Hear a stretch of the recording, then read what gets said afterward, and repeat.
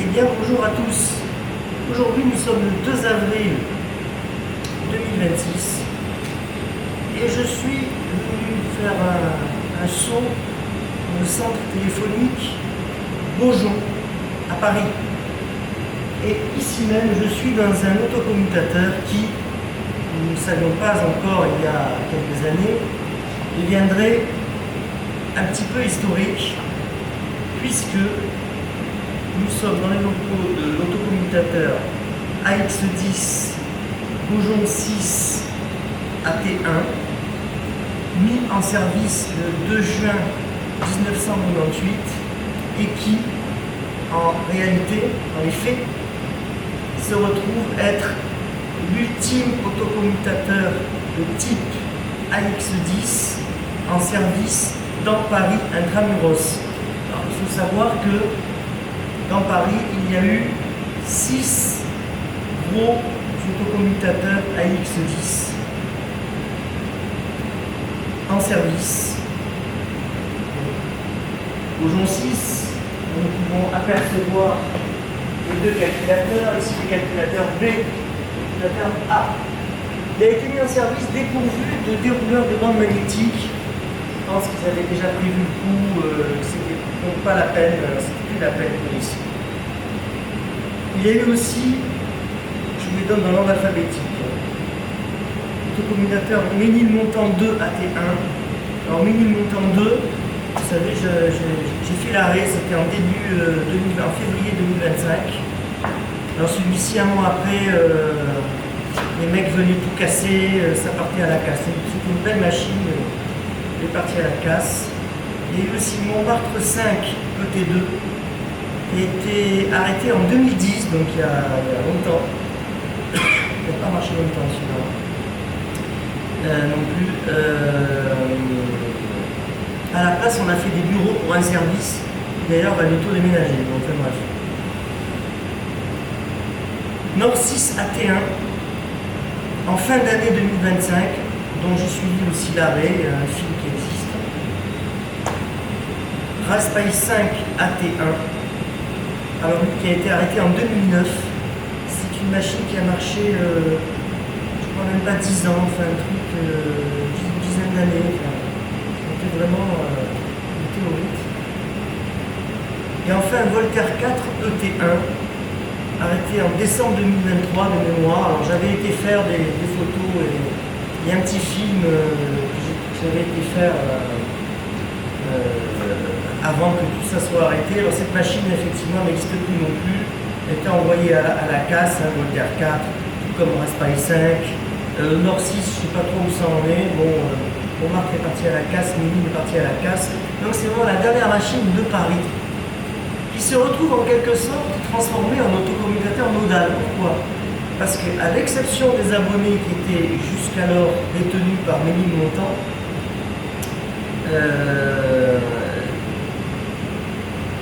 Beaujon 6 se retrouve à avoir repris tous les abonnés à X10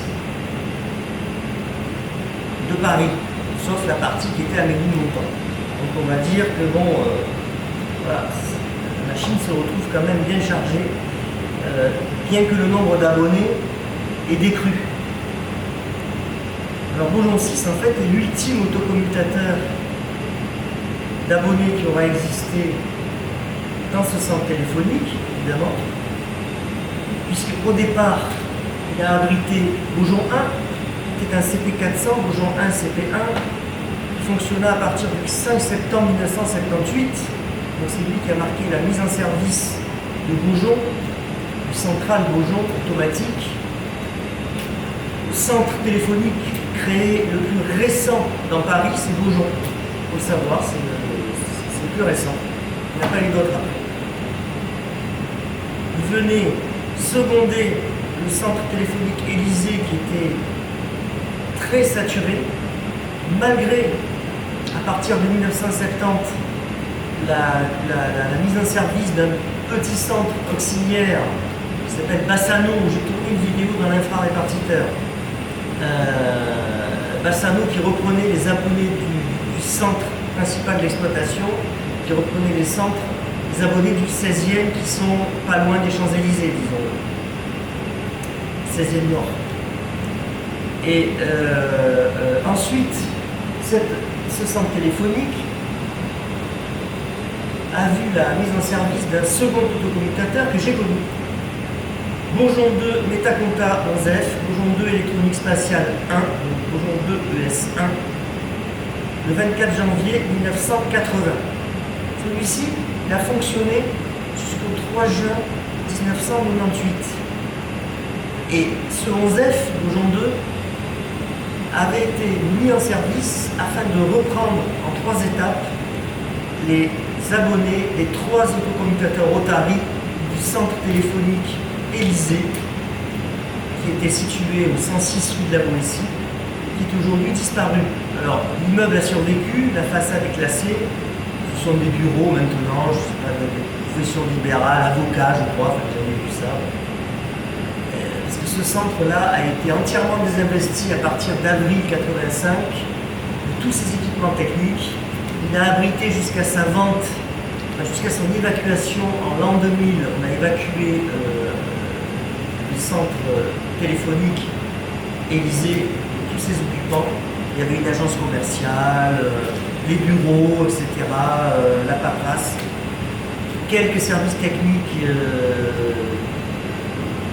détachés, donc les essais et mesures en fait étaient à Élysée. Et j'ai connu cette époque. Et ce centre donc a été bazardé, a été vendu en l'an 2001. Ce fut d'ailleurs Élysée le premier centre téléphonique construit par l'administration des PTT qui était mis en service. Et donc, toutes les installations techniques d'Élysée se sont retrouvées mutées en nouvelle génération à l'époque, avec le CP400 que j'ai jamais connu, qui était cassé puisqu'il a été arrêté le 28 avril 1992, et le 11F, Bourgeon 2, qui a été arrêté le 3 juin 1998.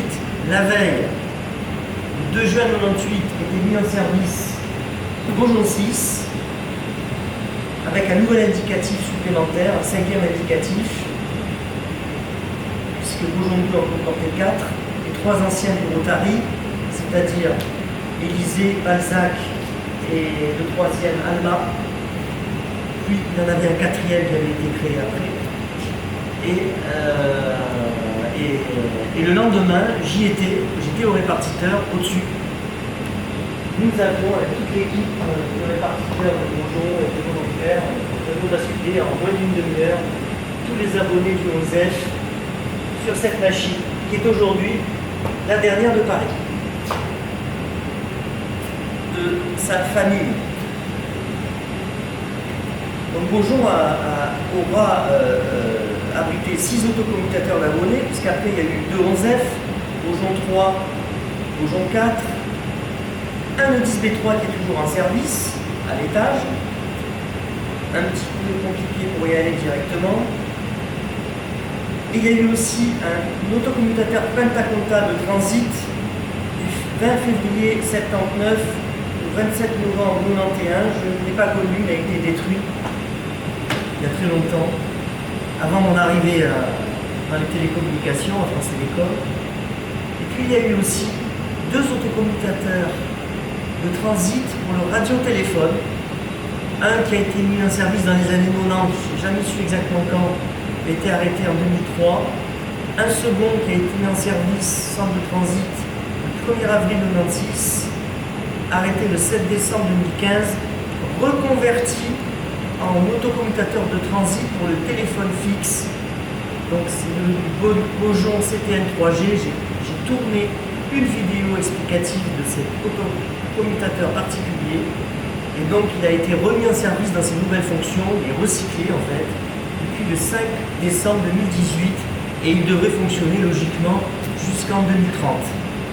À l'arrêt du RTC, du téléphone classique et aussi du cuivre.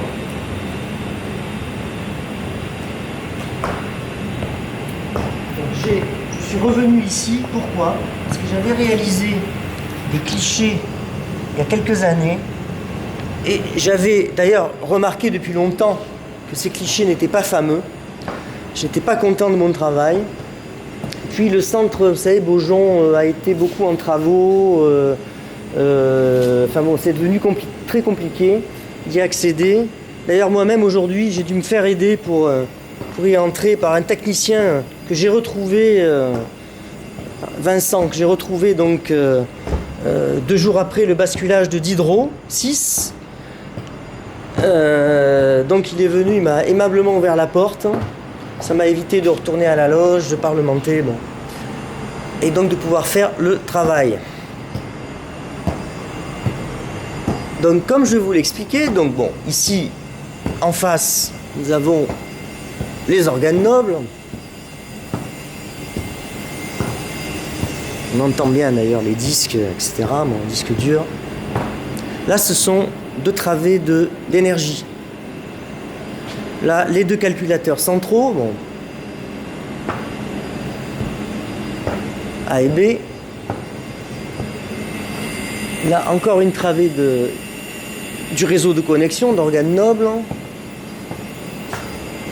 Ici, nous commençons à avoir des abonnés, enfin, une travée d'abonnés, ouais, SS, c'est ça. Hein. Subscriber, je sais pas quoi, là, bon. Voilà. Alors, il faut savoir qu'évidemment, il reste assez peu d'abonnés directement desservis par Beaujon.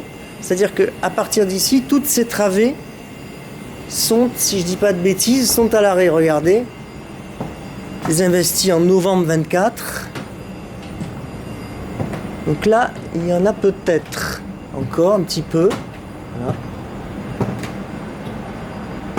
Ah, les investis, vous voyez, octobre 25, donc il n'y a pas très longtemps. Pareil, des investis, 28 octobre 25. Avril 18. Là, on a du HS, hors service. HS à ma droite.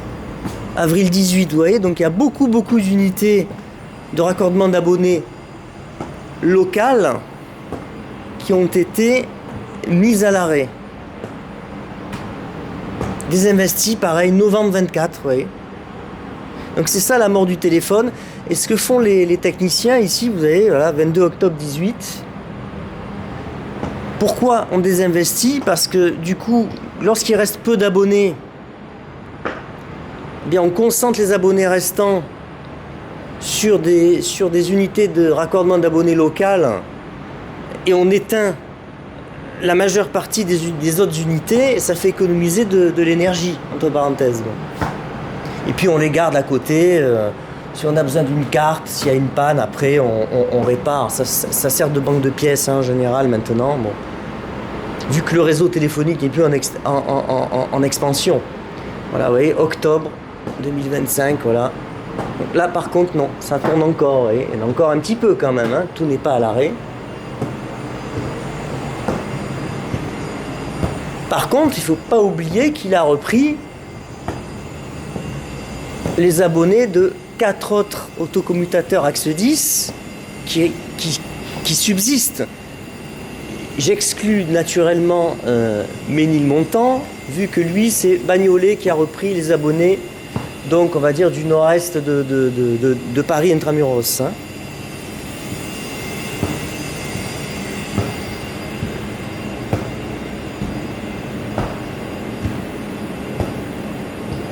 On a mis en service les AX10 dans Paris.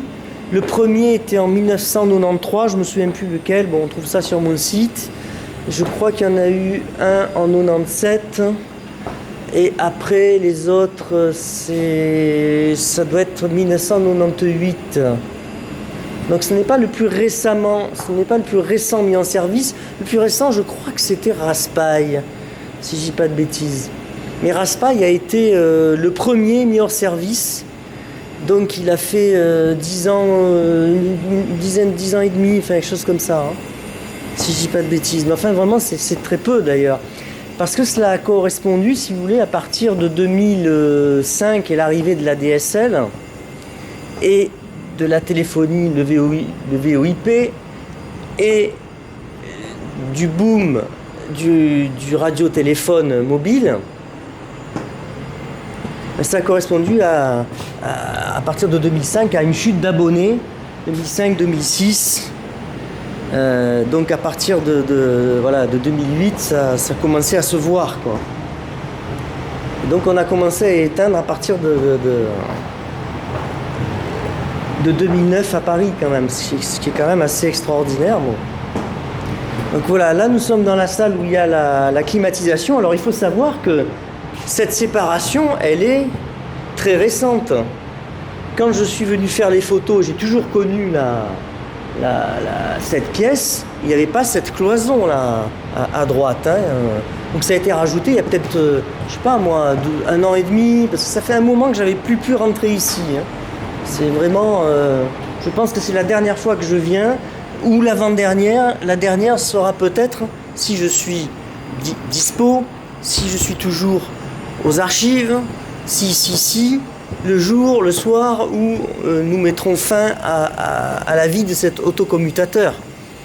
À moins que d'ici là, il faut bien comprendre que peut-être qu'on n'éteindra plus vers la fin les autocommutateurs proprement. Je ne sais pas. C'est une question dont je ne suis pas le seul à me poser, enfin à se poser, à nous poser.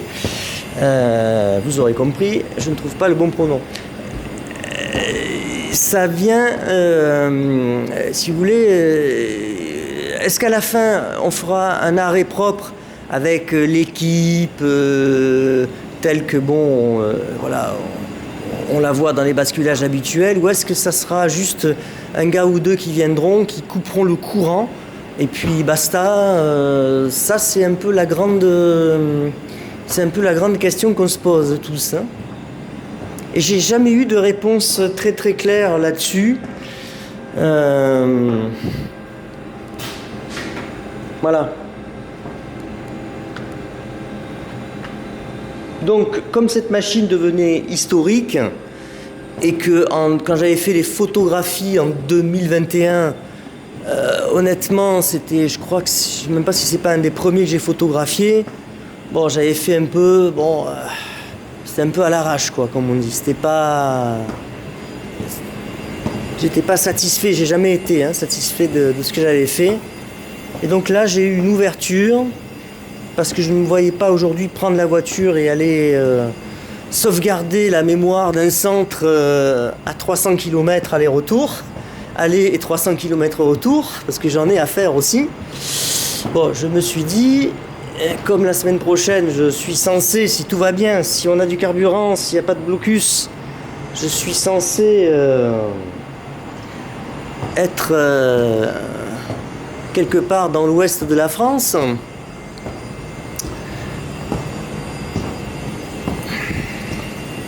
Tiens, on va en profiter parce que il y a une échelle là. Voilà, ils ont carrément emballé les trucs là, bon bref, anti-poussière, bon, alors que si, il n'y a pas de poussière. Hein. Il y a une petite échelle là. Allez. Là, je vous montre le dessus de la machine. Il fait un peu plus chaud d'ailleurs ici. Attends. Hop. Donc là, c'est la baie. En face, là, les calculateurs centralisés, de l'autre côté. Puis tous les organes nobles. Au bout, là-bas, les baies d'énergie. Pour le 48 volts. Et là, les premières travées d'abonnés. Et donc, vous avez bien compris qu'elles sont presque toutes à l'arrêt. Voilà.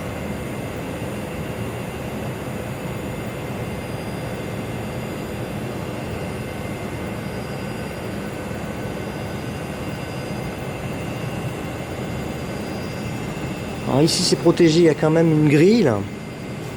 Ils ont mis des grilles là dans ce système. C'est pas le cas de tous les systèmes, hein. Vous savez, le MT25, si on fait tomber un truc dedans, voilà quoi.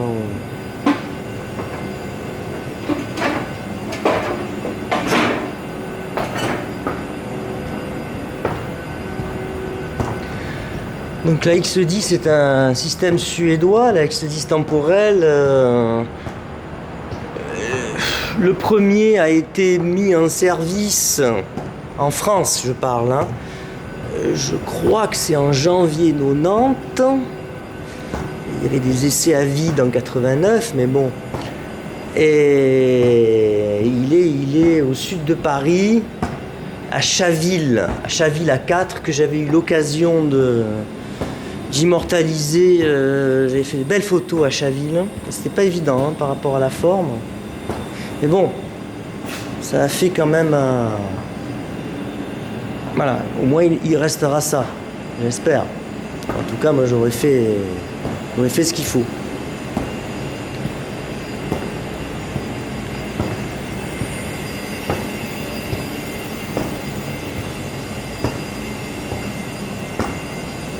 Je peux vous dire que j'ai travaillé pour cet autocommutateur aussi. On en a construit des abonnés à l'époque. Hein. Jusqu'en 2005-2006. Alors, il faut savoir que l'effondrement des ventes de lignes téléphoniques a d'abord concerné, dans mon souvenir, les abonnés résidentiels. Donc, les gens comme vous et moi qui avons une ligne téléphonique à la maison, le S63 ou autre chose. Et voilà, avec l'arrivée du mobile, les gens se sont dit mais finalement pourquoi payer un abonnement pour rien? J'ai le radio-téléphone, j'ai le mobile. Après avec la DSL, ça a donné un second coup aussi. Et donc les gens, ils avaient la ligne, le téléphone pour les enfants, là, comme on dit. Ça marchait un petit peu bizarre, ça hachait, mais enfin voilà quoi. Et alors du coup, c'est vrai que moi au début quand les gens parlaient de ça, je n'y croyais pas parce que nous à Beaujon, pendant plusieurs années, après la chute des abonnés, par rapport aux autres endroits, nous avions encore beaucoup de travail, de groupements de lignes à construire, de numérisme. Pourquoi? Parce que les Champs-Élysées, et autour, c'est bourré de compagnies d'assurance. D'avocats, de sociétés, de commerces de luxe. C'était au moins 70%, c'était du professionnel, entreprise, etc., du commerce. Je crois qu'il y avait à peine 15% de résidentiel. Je ne veux pas dire de bêtises, mais c'est des choses que j'ai entendues moi à l'époque. Maximum 15% de vrais résidentiels. Et en plus, en général, c'est des résidentiels qui avaient les moyens, donc qui conservaient leur ligne. Et donc moi, je n'ai pas vu, si vous voulez, à l'époque, le drame silencieux de l'effondrement du réseau téléphonique commuté. J'ai pas fait attention, si vous voyez ce que je veux dire. Parce que pour moi, c'était un cas particulier en fait. Beaujon était un cas particulier. Mais dans tous les quartiers, les arrondissements hautement résidentiels, alors comme, je sais pas moi, le 13e, le 14e, enfin bon, le 11e, enfin, voilà. Alors là, c'était un désastre. Et quand j'ai commencé à bouger dans Paris, à l'époque, je me suis aperçu que... c'est là que j'ai vraiment compris qu'effectivement, il se passait quelque chose, quoi. Bon. Et maintenant, nous sommes en avril 26. Nous arrivons à la fin, si vous voulez, on est dans les dernières années. Bon, comme je le disais à ma hiérarchie, si je peux continuer à travailler dans des conditions correctes, donc avec déjà toujours une hiérarchie normale, je m'éloigne sinon je peux plus m'occuper, des gens normaux, bienveillants, que j'arrive à conserver et à acquérir quand il faut les accès qu'il faut pour pouvoir travailler, pour pouvoir rentrer. Bon, je pense qu'il y a du travail jusqu'en fin 2028. Voilà. Alors évidemment, cela, ça ne compte pas les éventuels blocages, les embrouilles, le manque de carburant qui nous tend au nez, paraît-il, avec la Troisième Guerre mondiale qui sévit en Orient. Voilà, il n'est pas encore officiellement Troisième Guerre mondiale, mais disons qu'on est sur le fil du rasoir. Hein. Voilà. Et donc bon, j'essaye de continuer. Alors évidemment, je priorise cette année par rapport aux endroits que j'ai le moins couverts et là où je suis le mieux accueilli. Vous comprenez bien que si je ne suis pas très bien accueilli, je dépriorise ou carrément je suis obligé de supprimer, de zapper. Après, écoutez, chacun réfléchit, fait en fonction de sa mentalité, mais après, bon, je sais très bien qu'il y aura des gens qui me diront « Ah, mais en fait, et là-bas, oui, mais là-bas, on m'a tellement mis le bâton dans les roues, on m'a tellement fait des coups tordus que je n'ai pas pu faire. » Bon, après, voilà. En tout cas, ce qui compte, c'est qu'aujourd'hui, j'ai pu réussir, malgré le petit problème d'accès, à immortaliser, on va dire décemment, avec des photos correctes. Là, j'ai vérifié, ça va. Beaujon 6, vu qu'il s'agit du dernier de Axe 10 de Paris de son espèce, il reste encore quelques autocommutateurs au 10B3 en service, après l'arrêt du numéro 6. Bon, voilà. On dit à chaque jour suffit sa peine, et je vous dis à tous, à toutes qui me suivez, qu'à un cas dans mes aventures, je vous dis à tous à bientôt. Ma foi, nous verrons bien ce que la Providence nous réserve, si je peux continuer à exercer, à immortaliser le plus possible de choses avant que tout ceci soit entièrement détruit. Entièrement détruit. Retenez bien ça. À tantôt.